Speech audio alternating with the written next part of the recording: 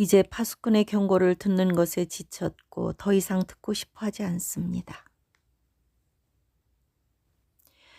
출애굽한 이스라엘 백성들은 40년 동안 광야를 지나며 41번의 진을 쳤고 41개의 시험의 구간을 지나야 했습니다. 그러나 그 과정에서 불평과 반역이 반복되었고 결국 많은 이들이 광야에서 메뚜기처럼 쓰러져 갔습니다. 광야의 길을 가게 하신 이유는 단순한 방황이 아니라 하나님께서 그들을 낮추시고 시험하셔서 마음이 어떠한지를 보시고 하나님의 명령을 지키는지를 확인하기 위함이었습니다. 이 모든 과정 끝에 복을 주시려는 하나님의 뜻이 있었습니다. 그러나 애굽을 동경한 1세대는 결국 물러가고 그 자리에는 2세대가 대신하게 되었습니다. 기다림 속에 요구되는 신앙의 자세. 기다림의 시간이 길어질수록 그리고 정해진 때가 지나가기까지 하나님께서는 한결같은 사람을 찾고 계십니다. 주님의 강림이 지체된다고 할지라도 그 과정에서 우리는 더욱 거룩해지고 신앙적으로 정결하게 되어야 하기 때문입니다. 그러나 현실을 보면 사람들은 다가올 일에 준비되지 않았습니다. 많은 이들이 영적으로 방심한 상태이며 그들의 행위록에는 죄의 기록으로 가득 차 있습니다. 그들의 옷은 얼룩졌으며 벌거벗은 상태로는 거룩한 천국에 들어갈 수 없습니다. 미지근한 신앙은 하나님께서 토해내실 것이라고 말씀하셨습니다. 세상의 유혹과 영적 무감각. 원수는 주님을 찾지 못하도록 사람들의 주의를 산만하게 만들 방법을 끊임없이 찾습니다. 많은 시간들이 주어졌지만 이 시간도 끝나가고 있습니다. 방주 안으로 들어가기 위해 우리는 준비해야 했습니다. 그러나 많은 이들이 이 시간을 쾌락을 위해 사용했고 험담하는 말을 멈추기보다 더욱 깊이 빠졌으며 용서하는 것보다 미움을 더 가까이 두었습니다. 사람이 만든 교리에서 벗어나 주님의 말씀을 따라 의의 길을 걸었어야 했습니다. 우리를 위해 목숨까지 바치신 그분의 말씀을 따라갔어야 했지만 현실은 그렇지 않았습니다. 사람들은 주님의 말씀을 무시하고 듣기 쉬운 메시지에만 귀를 기울였습니다.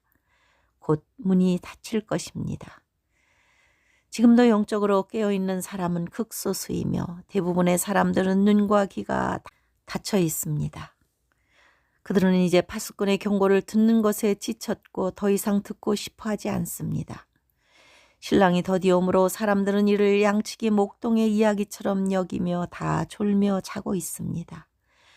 어떤 사역자는 곧 휴거, 내일 우리는 날아간다 라는 말을 반복해서 들어온 성도들이 이제는 피로감을 느끼고 있다고 말합니다. 반복된 메시지 속에서 기대했던 일이 일어나지 않자 많은 이들은 점점 무뎌지고 회의적인 태도를 가지게 되었습니다. 성경은 주님의 강림을 기다리는 데 있어 인내와 깨어있음을 강조하지만 현대사회는 즉각적인 결과를 원합니다. 기다림의 시간이 길어질수록 믿음을 유지하는 것이 어려워지고 있습니다. 환난과 깨어 있어야 하는 이유. 어떤 사람들은 환난을 피할 수 없다고 말합니다. 하지만 7년 환난은 곧 죽음을 의미하기 때문에 깨어 있어야 한다는 경고가 적용되지 않습니다.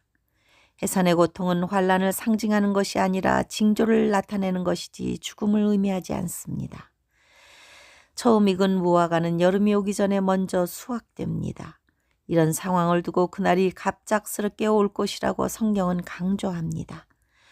나팔소리가 울릴 때 땅에 남은 자들은 울며 이를 갈 것이라고 합니다. 남아있는 자들이 간청할 것이지만 닫힌 문은 열리지 않을 것입니다. 정결하게 된 자들, 흰옷을 준비하는 자들이 들림받을 것입니다. 그들은 긴 시간 동안 조용히 인내의 말씀을 지키며 기다려왔습니다. 끝까지 충성하는 자들에게 주어질 복.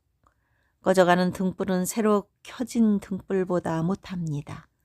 만약 당신이 포기한다면 주님은 나중에 들어온 자들로 그 자리를 채우실 것입니다. 그러나 갈렙과 여호수아처럼 슬기로운 처녀들처럼 잠잠히 기다리는 충실한 자들이 남아 있습니다. 그들은 매우 고귀한 자들이며 주님의 눈에 든 자들입니다. 여호와께서 기다리시나니 이는 너희에게 은혜를 베풀려 하시며 일어나시리니 이는 너희를 긍휼히 여기려 하심이라. 대저 여호와는 정의의 하나님이시라. 그를 기다리는 자마다 복이 있도다. 하나님께서 사람에게 영과 지혜를 주심은 본질을 깨닫게 하시기 위함입니다. 중요하지 않은 100가지보다 본질 한 가지를 깨닫는 것이 더욱 지혜롭습니다. 사람을 보는 눈도 그러하며 진리와 비진리를 구별하고 성경에서 보화를 발견하는 것도 이와 같은 지혜로운 자들의 특권입니다. 준비되지 않고 기다리는 것은 미련함입니다. 힘써 기도하지 않으면서 단순히 정보만 찾아다니는 것은 올바른 자세가 아닙니다. 광야에서 여호와의 길을 예비하라. 사막에서 우리 하나님의 대로를 평탄하게 하라. 여호와의 영광이 나타나고 모든 육체가 그것을 함께 보리라. 누가 살아서 죽음을 보지 아니하고 자기의 영혼을 음부의 권세에서 건진받을 수 있을까요? 주님의 날개 아래 피난처를 삼고 기다린 자들에게 은혜와 긍휼이 베풀어질 것입니다. 주님, 어느 날 새벽 주님의 영광에 깨어 놀라게 하소서.